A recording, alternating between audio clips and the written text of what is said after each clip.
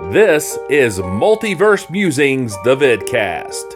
Enjoy this special review of the movie Beetlejuice with Adam and Chris. Welcome to a special episode of Multiverse Musings, the vidcast. As always, I'm your host, Adam, and with me is my co-host, Chris. Chris, how's it going? It is going. How are you doing? I'm doing pretty well. It's always fun to talk to you about these characters and franchises we love. This episode is a little different because it is not about a DC character and it is not about a Marvel character. For those who are keeping up with movie news, you're aware that a new Beetlejuice film is on the way, titled Beetlejuice, which is appropriate because it's the second one. So we thought it'd be pretty cool to look back on the original, which came out in 1988. Of course, directed by Tim Burton, starring Michael Keaton, Alec Baldwin, Gina Davis, right? I can never remember her. I can never remember her name, even though I love her. I cannot remember. No, wait a minute. Just for my own memory, because I could have checked this, but I didn't bother last night. She's also the mother of the Home Alone kid, right? Yeah, Catherine O'Hara's in a bunch of stuff. Like any 80s movie, she's usually there. Because as I was rewatching it, I'm like, hey, wait a minute, you're the terrible mother that left Macaulay Culkin alone. She's really good at playing a terrible mother. Yeah. But then she makes up for it as more of a Rose in Schitt's Creek. Yeah, so there you go.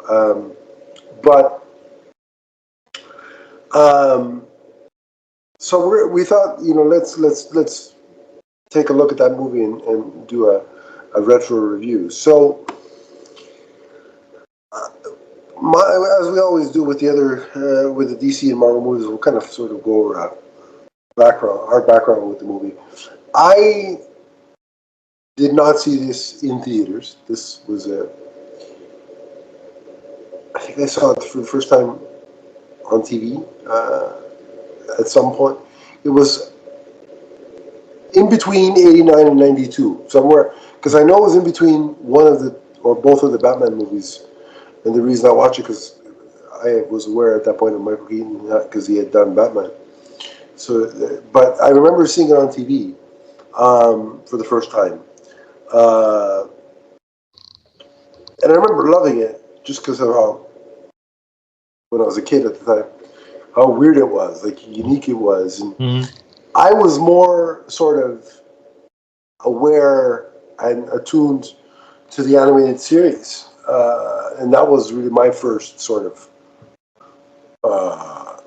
exposure to the character before I saw the live action. Like I saw the cartoon before the movie, at least from my experience. So it was never a theater watch. Like I haven't seen it on the big screen. Beetlejuice would be my first Beetlejuice film on the big screen. But what about you? Do you remember when you saw it for the first time? Yeah, that's a great question, because I've been thinking about that. And so the movie was in theaters when I was 2 and some change. Yeah, so I'm going to say I did not see it in the theater. But I remember having the toys from the movie. Okay. I don't know. Do you remember the toys? I do remember there were toys for it, yeah. I don't remember. They were fun. They had, like, of course, a standard striped suit Beetlejuice, the red tuxedo Beetlejuice, and they had this, like, a bed thing, kind of like the Here Lies Beetlejuice thing. Yes. I think he had a car. I don't remember. But anyway, so I remember having the toys, but the animated series, that came out in 89. That I vividly remember watching. So I'm going to say I probably had the toys and watched the animated series first, and saw the movie at some point during that period. Because I know I saw it young, and I was immediately, this is the best thing ever. Yeah. Because also I'd seen Batman at that point too, so like you were like, oh, I know that guy. Yeah, right. It's kind of funny that we're almost like, because you hear the stories of Keaton's Batman casting, and everybody was like, what? Like the guy from Mr. Mom and Beetlejuice, he's not going to work as Batman, but it's like, when you reverse engineer it like we did, which is sort of having seen Batman first and then Beetlejuice, even rewatching it now, like this time around, as I was watching and Keaton was doing his performance, I'm like, okay, I could see why Burton thought he'd make a solid Batman because of certain things he's doing here. Like, and we'll talk about the way the performance goes from. There are scenes where he goes, like he's acting kind of normal, and then normal for Beetlejuice. Yeah, and then all of a sudden, snap of the fingers, he's acting batshit crazy. So you could see the impetus of like why Burton would say, I could see him pulling off the Bruce Wayne and Batman kind of duality kind of thing. Well, I don't disagree with you because I imagine he met him on Beatles. Hey, you're going to be great. I almost wonder why we didn't get Baldwin as Batman and Keaton as the Joker. Right, and that's something else we can get into because I think I mean you could see it. You could see I read somewhere, and I can't give credit to the person who tweeted it because I don't remember who it was. Mm-hmm. But they say like. You've got a good Batman if they'd also make a great Joker. I've said that before. That might have been me. Yeah, but no, I saw it yesterday, so it wasn't you. Oh, okay. Yeah, I believe that though. But it's correct because when I was watching Beetlejuice, I'm like, holy shit, Michael Keaton could have played the Joker, and it would have been great. Yeah. And the same is true like Bale. Dear James Gunn, if you want to cast Christian Bale as the Joker in the DCU, you won't hear a complaint from me. Clooney might be the exception, but that's a whole different thing. Yeah, I don't know. I don't know that Clooney would be a good Joker. But Bale would. I could see Pattinson. I could definitely see Pattinson. I could have seen Kilmer if he were able. I think that would have been interesting. Yeah, so kind of like the Dark Knight Returns. Yeah, Joker. So that kind of logic of, if you you've got a good Batman if you could see them also playing the Joker, and so that fits. And you can see that watching Beetlejuice. Like Beetlejuice is gonna make it more insane and even crazier, and you could see the Joker there, right? Mm-hmm. So I definitely see that line of thinking. But yeah, I could definitely see reverse engineering, like when you've seen Beetlejuice second. I could see the thinking of why Burton made that choice. Mm-hmm. And again, they say hindsight is 20/20. It is true. Although I can't say how I would have reacted if I was my age now. Back in '89, hearing that Michael Keaton was Batman, like I can't predict how I would have reacted. But I don't think you have been writing death threats to the studio. No, but I'm not insane. At least I like to think I'm not. I'm pretty rational in terms of casting type of deals. So yeah, but his performance, like you could, I definitely saw Burton's line of thinking there. You know what stands out for me in this movie right away, and I think this is a sort of a staple of Tim Burton's kind of filmography is. Mm-hmm.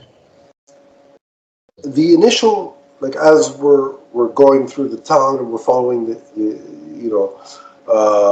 Baldwin and Davis's characters early on in the film, this sense of like a normal suburban kind of family that is then thrust in this totally insane, bonkers, wacky scenario, and it seems that seems like a staple in pretty much every Burton kind of film that I could think of. Kinda. I think the difference with these two are they seem pretty normal from the offset, and then they get weird. Yeah, they get weird because they're good. They become right. There's a little bit of a twist there, but yeah, they seem normal the first time we see them. Like, oh, they're just a loving couple, and right. Any town USA. Yeah, and it's funny how like that normal average town becomes the perfect backdrop for insanity. Like you think those two elements, the insanity of the undead and Beetlejuice, and then the normalcy of that town would not be a good mix. But here they are, and it works perfectly. Mm-hmm. The other really funny thing for me was the circumstances of how they die, like all because of a little dog. Like, Yeah. like you look at this little dog, and initially they swerve because they're trying to avoid hitting the dog, which is one thing. Mm-hmm. But then their car actually falls into the body of water because the dog decides to step off of the sort of The beam that was keeping them there. yeah. So it's like just the visual of that little dog causing this much chaos and damage is was so like absurd. That adds to it though, and then especially you see the dog before the accident when they get into town. Yeah. And nobody bothers to say, "Hey, the dog's in the middle of the road," you know. Yeah. This is just life in what was it? Water River Water. Yeah. I forgot what the town is called, but you know, it's just like this is life. And then what I thought was an interesting dynamic that they played up is they were doing everything humanly possible at the start of that movie to avoid contact with the rest of the town and that real estate agent / neighbor that came around busting their chops. Family, they're related somehow. Yeah, or whatever it is, yeah. But then the minute they become ghosts, like they'd give anything for those people to be able to see them. Like to be able to make contact. So it's like the juxtaposition of those two states was very well set up, I thought. And then what I like about it is that before we meet the Lydia and her family, we have this period of them trying to adjust to being deceased and sort of figuring that all out. Because, again, if you're thrust into this situation, I thought their reaction, again, given the absurdity of the whole situation, felt justified to me, like their process going through the whole thing. Like from the realization to like what the hell do we do? I like how they didn't go from like 0 to 100 because I think in a lot of films they would have. Yeah. You know, like we're dead, time to, lash out, do something nutty. Yeah, let's lose our shit. They don't do that. Yeah. So I really did enjoy that whole scenario where they took us on the journey of that discovery of, oh crap, we're dead. What do we do now? Like, what's life like now?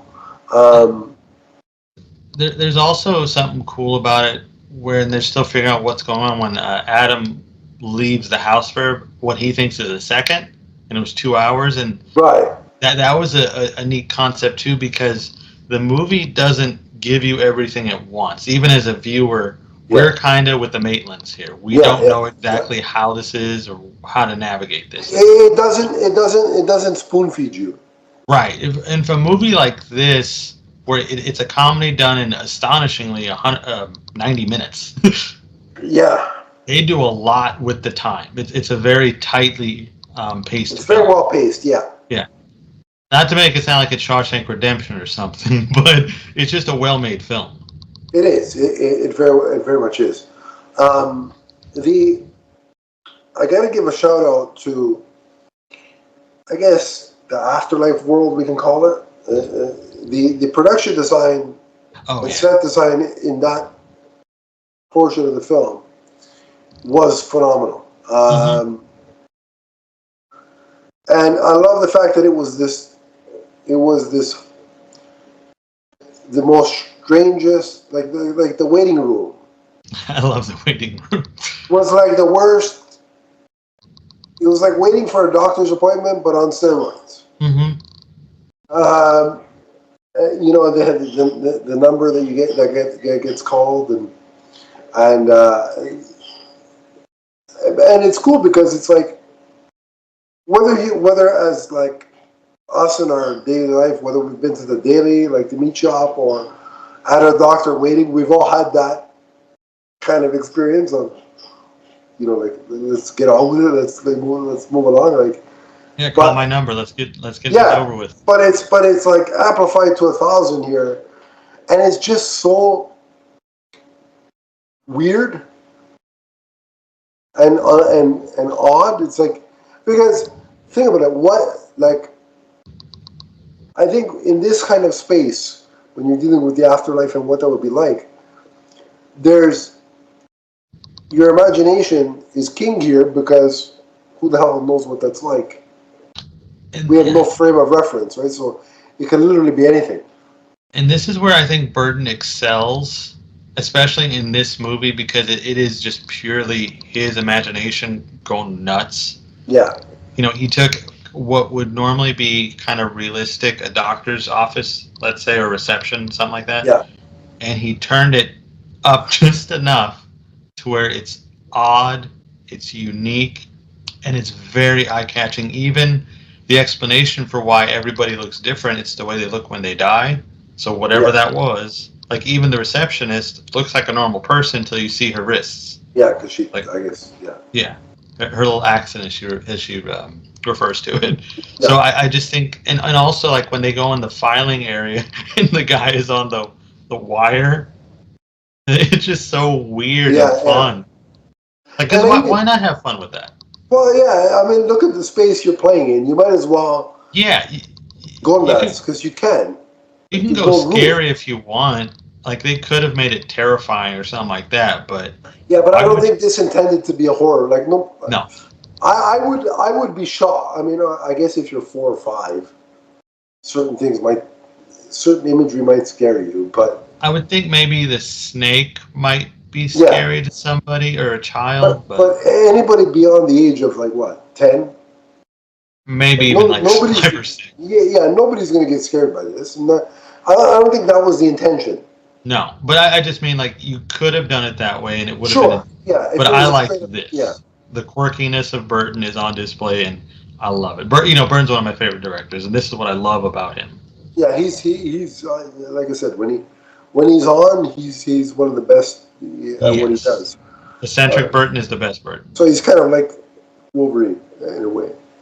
He's the best at what he does. Yeah.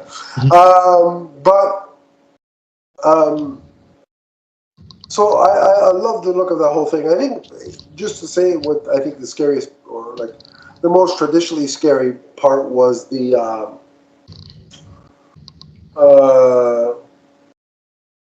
souls that there was the part where they're walking through. Oh, the exorcised souls. Yeah. Yes, yeah. That was like the quote unquote scariest part about it, right? I think. I guess so. Yeah, but even traditionally scary looking. Right?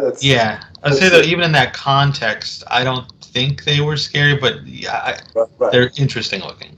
I love that hallway too. Everything is practical. It was like a hall of mirrors, right? Like all those kind of thing, right? The amount of practical stuff, like, it's so rare. Like, it's refreshing. Nowadays, where it's like you watch a Marvel movie and everything's on friggin' green screen. Like, Samuel Jackson's not even holding a gun in most of this. Two characters are in a restaurant, and the only real thing is one of the tables that they're sitting at. One of the actors might be fake now. Who knows? Yeah, you never know. So it's like, that's why when watching Beetlejuice and watching even 89 and Returns, like, the amount of practical stuff and miniature work. Yeah, well, the duck, like, on the Batman side of things, the Batwing, they use the miniature, like, know. So that kind of stuff, it just makes it feel like you get more absorbed in the world when or something seems practical. And it's a lost art form. Not to go on a tangent here, but I miss movies looking like this. Yeah. Especially now when we have so many advanced techniques to do this kind of stuff. That's why I'm, not to jump too much there, but I'm really glad the sequel stuck with this principle. Yeah, and you have the only here's what I will say, there are some things that did look dated. Oh yeah, like you could update the snake, of course. I Yeah, get that. the sandworm, it looks Yeah, it doesn't look looks good anymore, really. right. So it's like that could use a little bit of enhancement with CGI and whatever. Hmm. But again, in terms of the sets, um, and like even near the end of the movie where Beetlejuice has made that deal with Lydia, is like, okay, I'll help the family, but you have to marry me and let me out. And he's and like he's got them wrapped up in vines. Like Hmm. that looked okay. Like that was good. Like so, certain things, a lot of things still look good. But I think the thing that came off the worst, just because of time, was the sandworms. But again, the question that becomes hot. It's not like Burton was going, well, this has to look hyper realistic. I think that, and also it was supposed to look a little goofy. I think because it looks fun. It doesn't look that. Yeah, It's not supposed to be scary, like you're saying. think about it. There's a scene where when we get introduced to Beetlejuice, which I'll kind of talk about in a second, he takes something out of his pocket and throws it, and it has the cartoon like sound effect. So it's like, A lot of his sound effects are yeah. cartoony. So it's like let's not pretend this is a Chris Nolan film where Exactly. we need an explanation for everything and everything has to be realistic and This is not David Fincher, fellas. Yeah. So I mean, so in that respect, it's the fact that the sandworms don't like they look cartoonish. I think that's the point. And they translated so well to the animated series, so Yeah, I'm not well, complaining. for sure, for sure. Um, so, and then we finally do get to the introduction of the Leeds family, right? Or the Deeds family, I should say. Yeah, the deets. I was confusing Lydia with, anyway. But the interesting thing about that is, technically, they've done nothing wrong. This couple is dead. The house is sold. They're just moving into a house they bought. That is an interesting thing. Yeah, they're not actually like villains or something. Yeah, They're just personalizing their new home. right. But I can also understand the other side where it's like, this is still our home. Get out. Yeah, I don't know. I'm not a spirit, so I can't speak for it, Right, but right. I But think you're right. well, think about it. They don't know what the heck happens next. Like, are we going to heaven? Are we going to hell? Are we stuck in purgatory? Like, what up? So We're stuck in this house you're destroying. we're in this house. This is our house. Like, get out, right? So I can sort of see both sides. In a way, it's like a fun haunted house movie too, if you think about it. Yeah. There's no real defined. Like, it's a comedy. There's horror elements, I would say. There's a haunted house aspect of it, so it's got different qualities to it, different There's vibes. no good guy, bad guy. I mean, even Beetlejuice isn't exactly a villain, I would say. I mean, he's a horny freak, but it's He's just doing what ghosts do. Yeah. And so, and again, like we said, Catherine O'Hara plays a terrible, in this case, stepmother, Yeah. who is, I mean, she's not even really that terrible. It's just that she's a certain way. Is the way. yeah, she has no maternal instinct. Yeah, she's a different kind of person. But I think the one, like, the character that stands out most in that family is Lydia, and Of course. Winona Ryder does a fantastic job. And it's so weird watching her, going back and watching her back then, knowing that she's the mom from Stranger Things. Like, it's because it's like you could see her now in her then. Like, you know what I mean? Like, so it's like, it's so. Well, when I think of Winona Ryder, my mind goes to Lydia, and then I go to Mr. Deeds. Yeah. Okay, yeah. Those are the two Winona Ryder performances that stick in my head. Heather's too, of course, but mostly these two. Yeah. And but especially in this movie, I love her performance. I always have. Yeah. And I was watching an interview with her for the sequel, and she explained that like a month or so before she even did the audition, Lydia was basically her anyway. She explained that Yeah. this was a character really close to who she was at the time, which She was like maybe kind of that's like goth before goth was a thing. yeah, and I think maybe that's why this character works so well because it was there already, and she just kind of amplified it. Yeah. She is Yeah. strange and unusual. Yeah. So her performance was fantastic. Mm-hmm. And again, the fact that she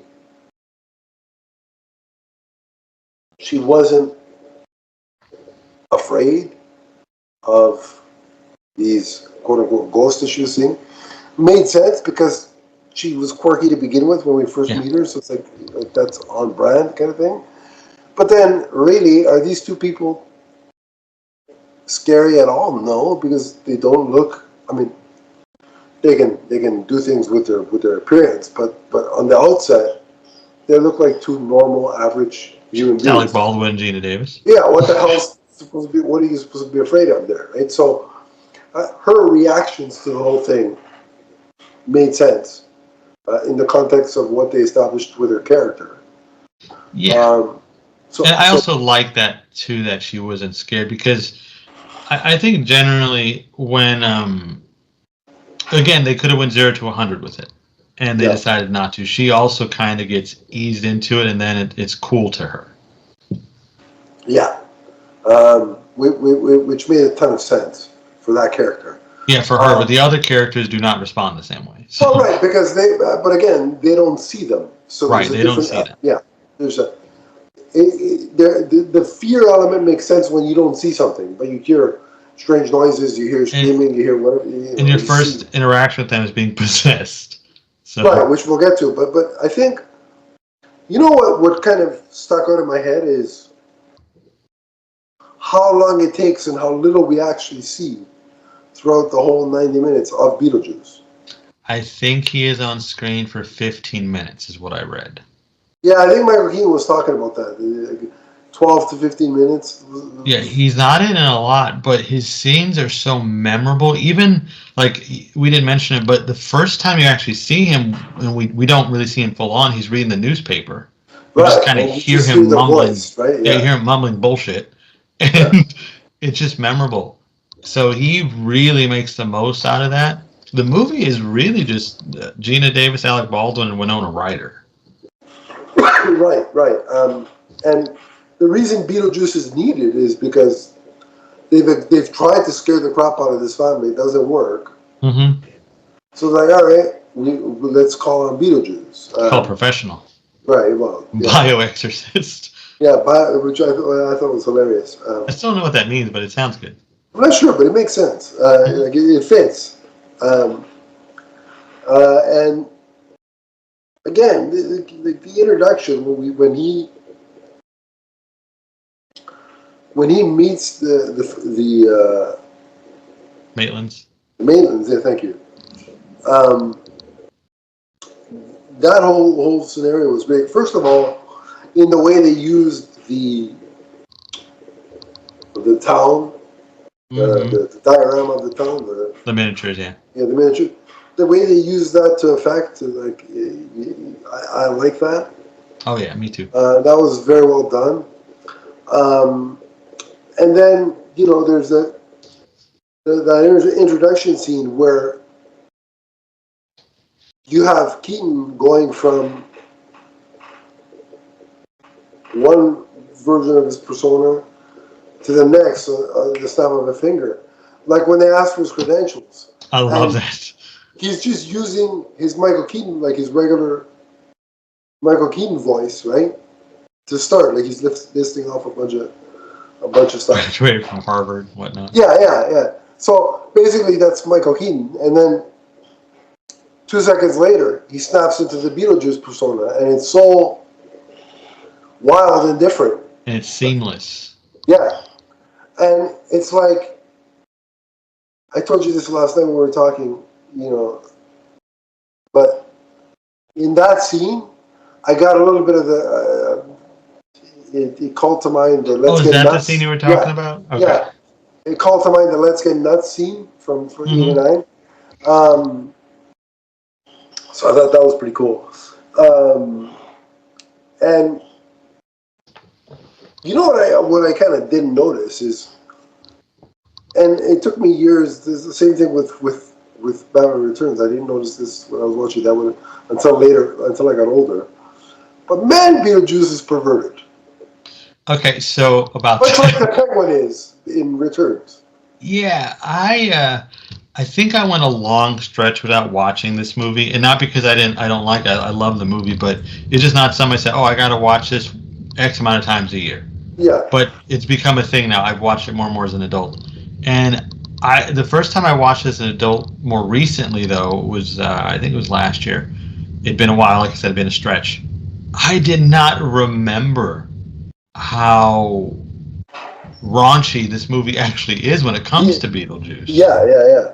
And like he says in the movie, it just keeps getting funnier every time. It does. Yeah, because you find new things to appreciate. And as a kid, I was like, oh, okay, it's just Beetlejuice doing funny stuff. And then you watch the animated series, and he's friendly. Yeah. You know, it's just a different beast, and it's I guess maybe that too. Like, and maybe you could agree with this. We watch so much the animated series, you don't really think about the raunchiness of the Michael Keaton version. But it's something like Juno builds him the brothel to get him distracted. Yeah. And it works. Yeah. He does that little stepping thing. I don't know what I'm you like, call there's a freaking brothel in this movie. Yeah. Like, where was this? As a kid, I was like, I didn't even think about it. It's just like that scene with the Penguin when he walks in on Catwoman waiting for him, and he says what he says. Yeah. Like, even like every year when I watch it for Christmas, because Batman Returns is a Christmas movie, and I don't care what anybody says. Fair. And that line, like, I burst out laughing every time because as a kid it just went way over my head, but now it's like there it is. It just gives you a new reason to appreciate this movie. And I'm like, I can't argue with it. I can't argue with the Penguin in that scene. But it is what it is. But so yeah, it was like, I think this rewatch was the first time I'm like, wait a minute, he's really perverted. Yeah, I got the last rewatch, but it's there, and it's like, funny. This is a horny SOB. Like, and I like how it's just him. Yeah. Because the rest of the movie is so tame. Really, it's very tame. Yeah. But when it comes to Beetlejuice, it just goes off the rails in the best possible way. Yeah, and like, so the first time they call on Beetlejuice, it's kind of like it doesn't work out because he doesn't have sort of he only knows one thing, and it's like his first inclination is like, what do you want me to do? Kill him? Like, right? So like I don't think he has, at least at that stage, restraint or a filter or like you say. So it doesn't work out, and they sort of sort of whisk themselves back home and they forego we'll figure it out ourselves. Never mind this lunatic. Yeah, right. And then, but then it's only when the Maitland family is in trouble, where Lydia is like, fine, we need you. I'll do whatever you want. Come back and basically, and I think at that point, like, he's just trying to scare the crap out of everybody. Like that last time he comes around in the third act. Oh yeah, he's not out to murder. Yeah, at that point. So, but I don't think he was actually going to murder them as the snake, though, either. I think he just kind of got a little rowdy. Yeah, he got a little carried away because he was finally free. Yeah, it's like, I'm free again for the first time in who knows how long. Before we get more into that aspect, because there was something in the third act that I still am a little bit unsure of, but let's talk about the famous scene where the possession scene with the classic song and dance routine. Yeah, man, I love that. It's still.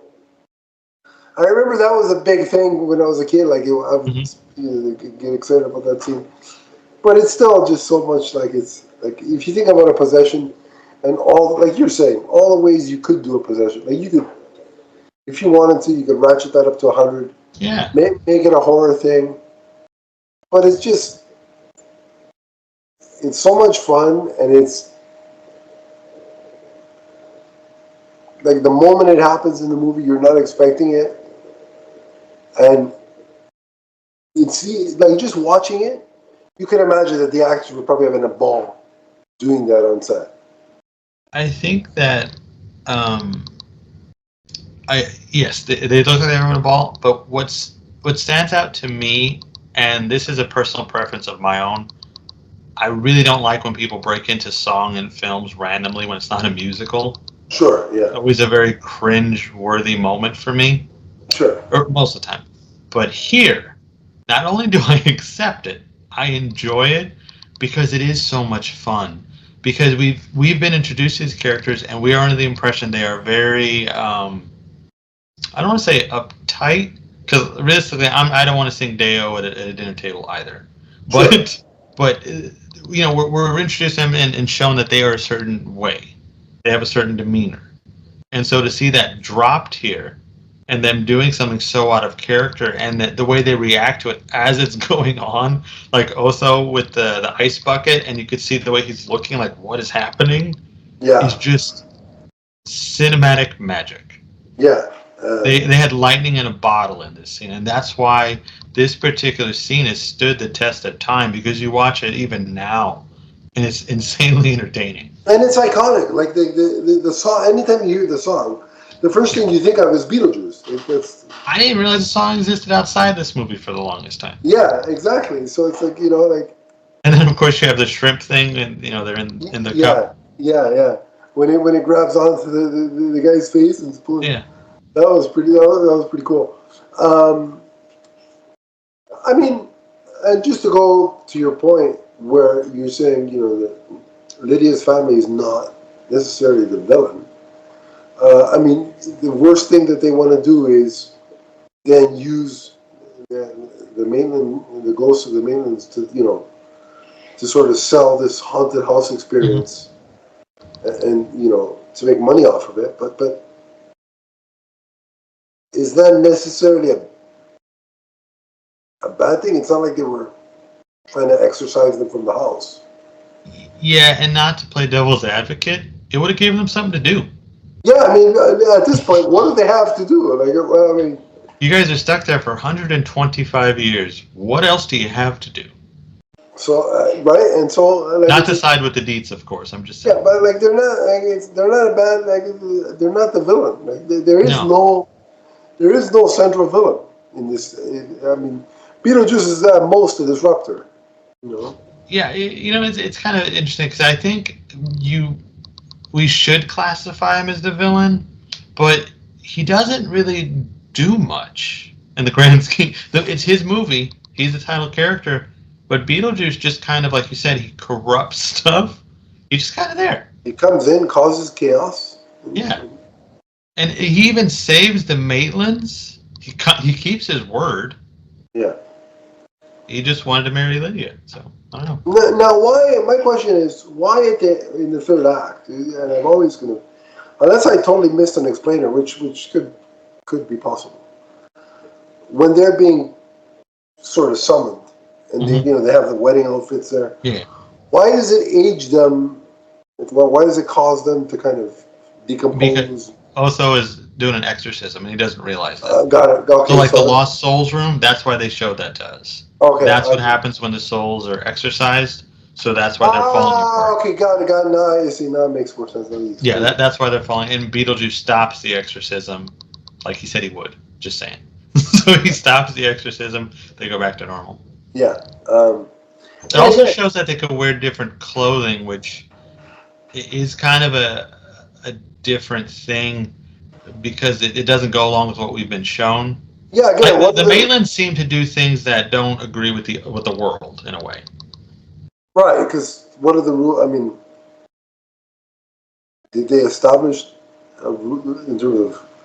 There's a couple, like they say you look the way when you die. Well, the Maitlands Yeah, did not look like that when they died, considering they would have drowned. That's one right. thing. Yeah, But you couldn't have them full, drowned look for a movie. It's not going to work. So I especially get if it. it's not a horror movie. Yeah, Yeah, it's not going to fly. yeah, But also the changing of the clothes was different. Even though they were summoned into them, they still put the other ones back on. right. Yeah, so it's because they never really established can ghosts change, or at least in this universe, can they change? There are no rules, I guess. The Beetlejuice Yeah, changes a lot, so I guess it doesn't yeah, matter. he can alter his wardrobe at I any like when point. he puts on Adam's outfit. Yeah, that was pretty We cool. shop at the same store. Yeah, that was pretty funny. I did like that. But yeah, again, like I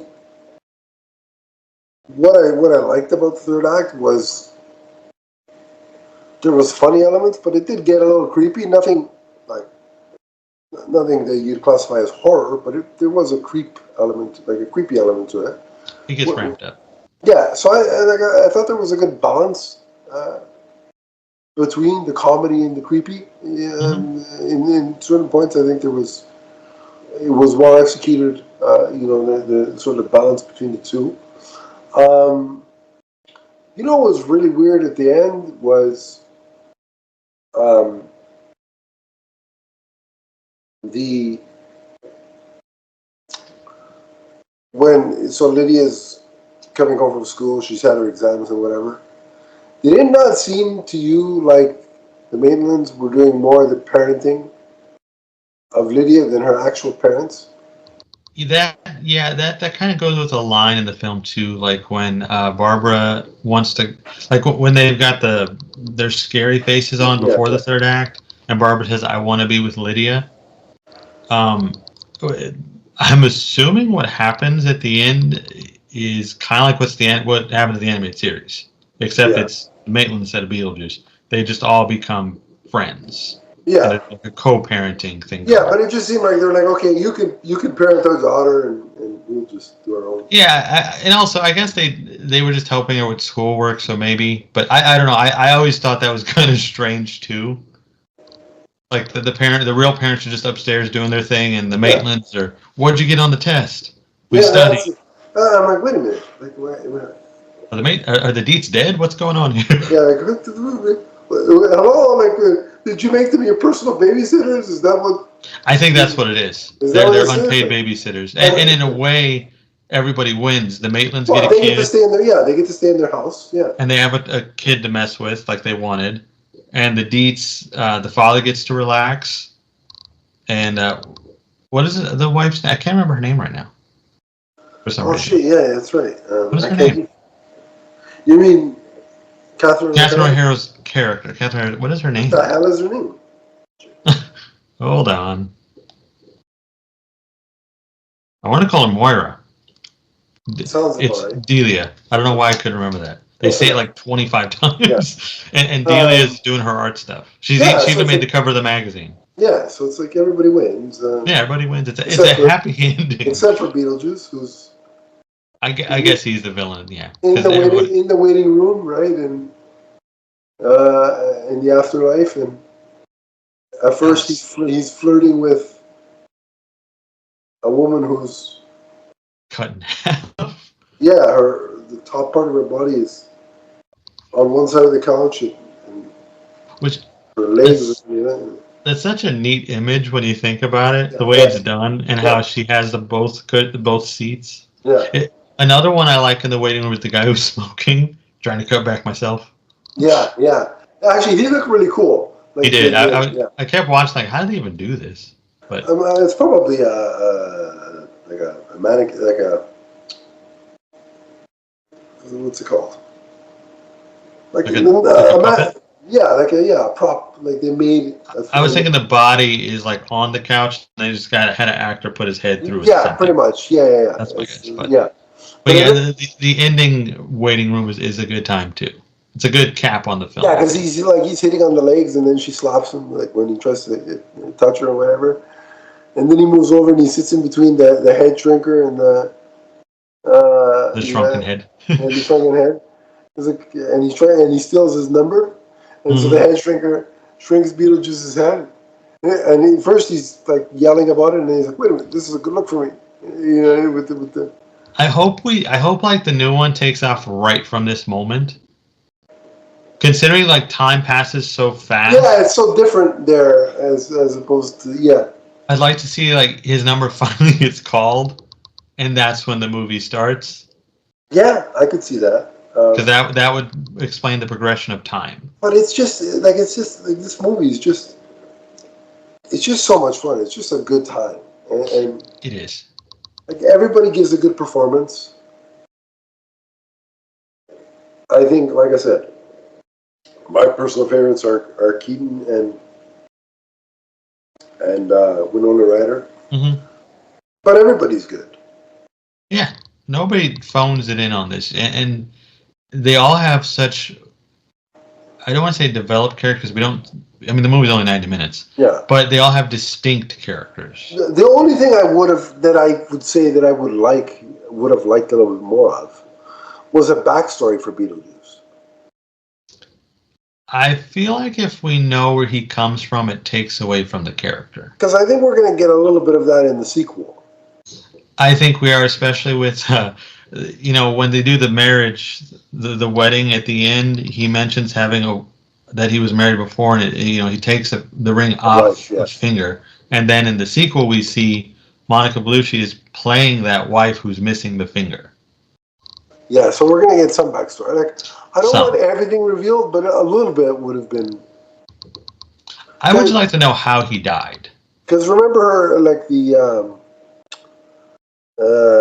maintenance caseworker said he used to work with them.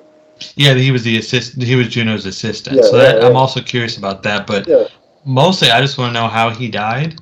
Yeah. And because I don't know if I want the mystery of Beetlejuice taken away. Although we're going to see him during the Black Plague or something like that. Yeah, something. So that's interesting. I'd imagine there's going to be another film. I feel like there's a trilogy coming. So it would only make sense to call the third one Beetlejuice. You kind of have to. As long as this movie makes at least $10, you kind of have to. So. And listen, with the way projections are going, it looks pretty good. This is just my own thought. I think it's going to hit 800 million. This movie's going to be huge. That's my guess. We can call it out next month when we see. Listen, I just want success for this movie and for Keaton because I think, given the scenario surrounding his Batman return, I think we got a little gypped. I think he deserves Beetlejuice to be a hit, and so does Burton. Yeah, Burton needs to come back. Let's do it. To which I still say, if this movie is that much of a success, it will prove a long-standing theory that I have about his Batman Return. But I won't get into that because it's a touchy subject for some people. But I think you know where I'm going with it. And hey, listen,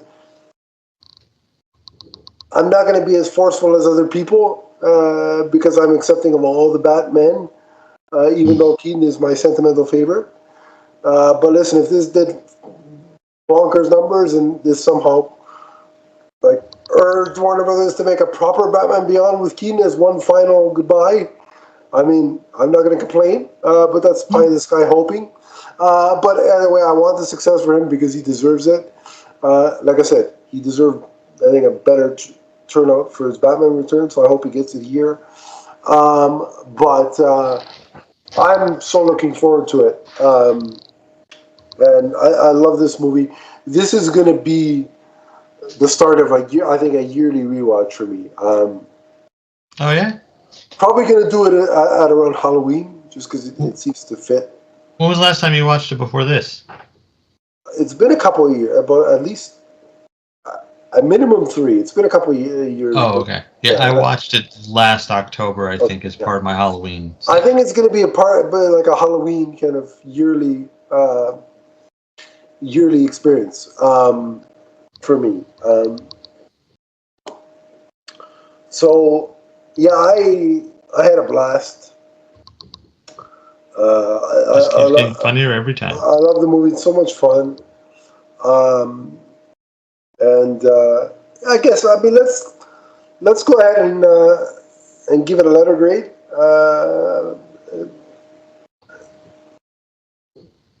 What would you give it? I give it an A. It's a solid A. Yeah, I'm in a solid A too. I just, like I said, the most amazing thing that I discovered yesterday on yesterday's rewatch is that it all happens in 92 minutes.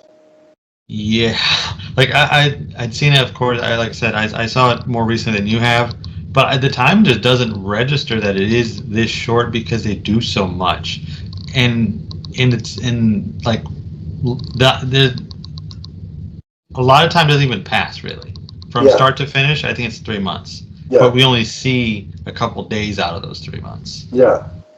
So yeah, I think it's a fantastic movie. And I look forward to future rewatches, but also I can't wait for the sequel. It's something I never thought I'd see. I didn't know if I even wanted it. Yeah, it was never on my radar. I'm like, oh my god, I have to see another Beetlejuice. I mean, well, as opposed to the way he originally left Batman, it's like I always wondered of like what would it be like to have had him for a third one? Yeah. Or another one, and that still kind of went unfulfilled, as I said. That's a different beast. A different beast, but yeah, like Batman lends itself more to let's do another one, whereas Beetlejuice kind of like it could stand on its own as like if that was it, then. And I mean that has been it for what 37 years. Yeah, I mean, and it worked just fine because they did try the sequels in the '90s. They tried to make one, but it didn't happen. Yeah, and it sounded really dumb anyway. Beetlejuice goes to Hawaii. Yeah, which is typical of Warner Bros. At the time. They were. Well, I think I read Burton wrote or pitched the idea to be so outlandish they would refuse. Yeah, it's kind of like he didn't want to do it. Yeah, he knew what he was doing. But I'm glad whatever happened to have him come around. And it seems like this reinvigorated Burton because apparently he had a terrible experience on Dumbo with Disney. So I read that, yeah. So I'm glad that this was the one that brought him back. Yeah, I think this and Wednesday have picked up his spirits. Right. Which is, I mean, I can't wait for season 2 of Wednesday. Yeah, I'm excited. But yeah, so I'm looking forward to the sequel. And of course, Chris and I will be back once we've both seen the sequel to review that as well. So stay tuned for that. And maybe we'll have some figures come out down the road. I haven't heard anything. They're already out. Oh, well, in that case, I'll have to go. Well, you know what? They're based on the first movie, so I don't know if the sequel's getting. But there's a new striped suit Beetlejuice. There's a tuxedo one, and I believe they're putting out a diorama of the brothel. Well, it's back to shopping. I go after this recording, I guess. Yeah. Which is great because I'm spending a lot of money on figures and trying to find out where the hell I'm going to fit them all, but I'll make it work. Such is life. Exactly. So that's it for now, but we'll be back soon with a Beetlejuice review, so stay tuned for that. But if you want to talk Beetlejuice, Batman, X-Men, or whatever you want with Chris, you can find him on social media. Chris, where do they track you down? You guys can find me at thatchris70. All the stuff I do is on there, and come say hi. You can find me at Adam_LeafsFan on Twitter. We have the Facebook group for the podcast network, which will be listed in the description below. Click that, and I will add you, and we can continue the conversation there. But until next time, remember that Beetlejuice is forever. From the first time he's summoned to the last. So long, everybody.